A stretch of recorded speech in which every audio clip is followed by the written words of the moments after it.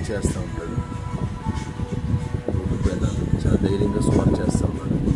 ఆయన ఇంటర్వ్యూ తీసుకుంటూ ఆ పైన కూడా సిపిఎఫ్ అని గూగుల్ పే, ఫోన్పే నెంబర్లు ఇచ్చి ఇంటర్వ్యూ చేస్తూ ఉన్నారు. ఎంతవరకు కరెక్ట్గా ఆలోచిస్తూ ఉన్నారు. హబక్కూకు గ్రంథము 2వ అధ్యాయం 6వ వచనంలో తనది కాని దానిని ఆశించి అభివృద్ధి నిందిన వారికి శ్రమ అని రాస్తుంది. వారు సామెతగా మారతారని రాస్తుంది. జనాల్లో సామెతగా మారుతారు.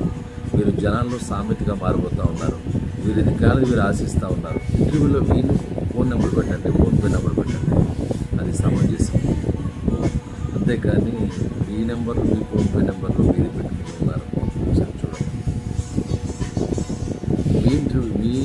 మీరు ఏదైనా వీడియో చేసినప్పుడు లేదా మీరు ఏదైనా జనాలకు ఉపయోగపడే చేసినప్పుడు మీ ఫోన్పే నెంబర్ గూగుల్ పే పెట్టండి, అది సమంజసం. జనాలు కూడా హర్షిస్తారు. తస్మాత్ జాగ్రత్త, దేవుడు చూస్తున్నారు. తనది కాని దాన్ని ఆశించి అభివృద్ధి పొందిన శ్రమ అని హబక్కూకు గ్రంథం 2వ అధ్యాయం 6వ వచనం.